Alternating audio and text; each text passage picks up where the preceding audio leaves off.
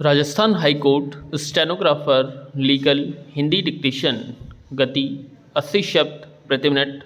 Be ready. 3, 2, 1 start. दिनांक 21-22 दिसंबर 2014 की दरमियानी train number 22,982 से बीकानेर से जयपुर यात्रा कर रहे परिवादी हरीश असरानी के लैपटॉप, चार्जर व उसका पर्स मय 500 रुपये व उसके फ़ोटो व पते की पर्ची चुरा लेने के आधार पर पुलिस थाना GRP जयपुर में प्रस्तुत लिखित रिपोर्ट के आधार पर पुलिस थाना GRP जयपुर में यह प्रकरण भारतीय दंड संहिता की धारा 379 के तहत दर्ज कर बाद अनुसंधान अभियुक्त के विरुद्ध धारा 379 भारतीय दंड संहिता के तहत अपराध प्रमाणित मानते हुए आरोप पत्र न्यायालय में पेश किया गया, जिस पर अभियुक्त के विरुद्ध धारा 379 भारतीय दंड संहिता के तहत प्रसंज्ञान लिया जाकर प्रकरण फौजदारी मूल दर्ज रजिस्टर किया गया। पैरा बाद बहस चार्ज अभियुक्त को धारा 379 भारतीय दंड संहिता के तहत औपचारिक आरोप पृथक से विरचित कर सुनाया समझाया गया तो अभियुक्त ने आरोप से इनकार कर अनवीक्षा चाही, जिस पर अभियोजन पक्ष ने साक्ष्य अभियोजन में गवाह PW1 इंद्राज, PW2 Harish Asrani, PW3 Sudarshan Singh, PW4 कृपाल सिंह, PW4 अशोक कुमार शर्मा, PW6 नरसिंह के बयान लेखबद्ध करवाए गए तथा दस्तावेज प्रदर्श P1 से प्रदर्श P5 तक प्रदर्शित करवाए। साक्ष्य अभियोजन बंद की गई।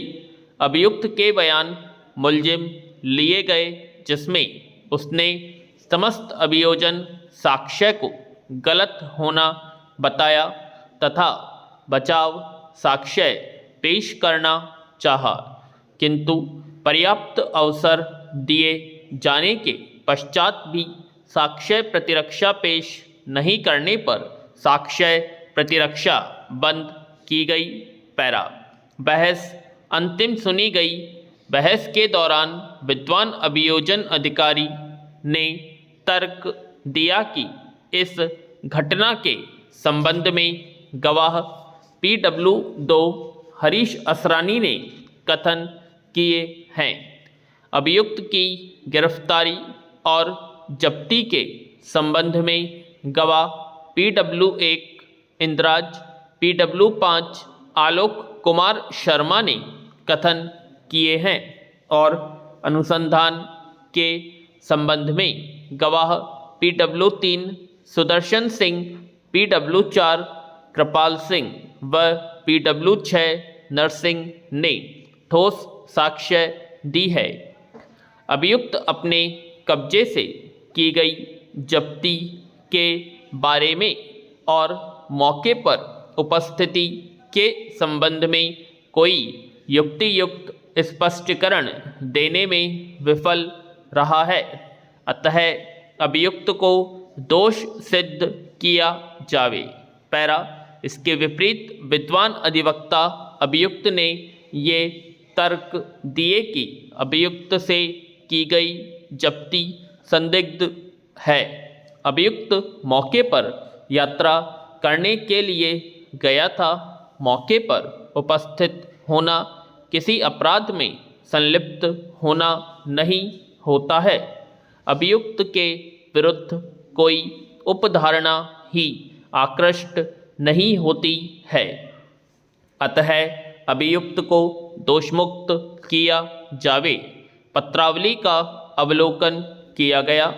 न्यायालय के समक्ष विचारणीय प्रश्न की आया दिनांक 21/12/2014 की दरमियानी रात्रि को ट्रेन नंबर 22/982 से बीकानेर से जयपुर यात्रा कर रहे परिवादी हरीश असरानी का लैपटॉप, चार्जर, पर्स में 500 रुपये व उसके फ़ोटो व पते की पर्ची अभियुक्त द्वारा चोरी की गई।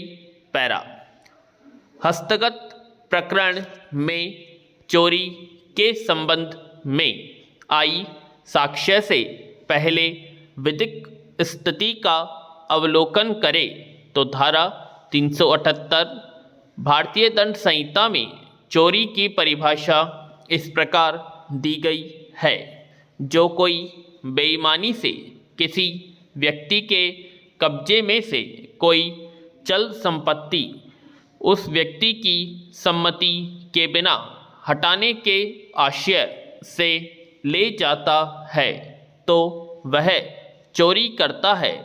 यहाँ जो कोई अभियुक्त के लिए प्रयुक्त हुआ शब्द है, अभियुक्त ज्ञात या अज्ञात हो सकता है। बेईमानी का तात्पर्य धारा 24 भारतीय दंड संहिता के अनुसार किसी व्यक्ति द्वारा संदोष अभिलाभ प्राप्त करना या अन्य व्यक्ति को सदोष हानि कारित करने से है। सदोष अभिलाभ और सदोष हानि धारा 23 में परिभाषित किए गए हैं। सदोष अभिलाभ विधि विरुद्ध साधनों द्वारा ऐसी संपत्ति का अभिलाभ है जिसका वैध रूप से हकदार अभिलाभ प्राप्त करने वाला व्यक्ति न हो, और सदोष हानि विधि विरुद्ध साधनों द्वारा ऐसी संपत्ति का अभिलाभ है जिसका वैध रूप से हकदार अभिलाभ प्राप्त करने वाला व्यक्ति न हो।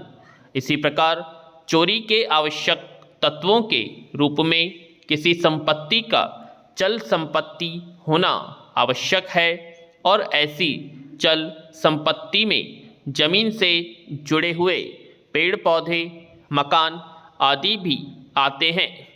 यदि उन्हें इस प्रकार ले जाने के आशय से जमीन से अलग कर दिया जाता है, ऐसी चल संपत्ति पर परिवादी का आंतरिक कब्जा भी होना चाहिए, अर्थात ऐसी वस्तु लावारिस नहीं होनी चाहिए। विराम।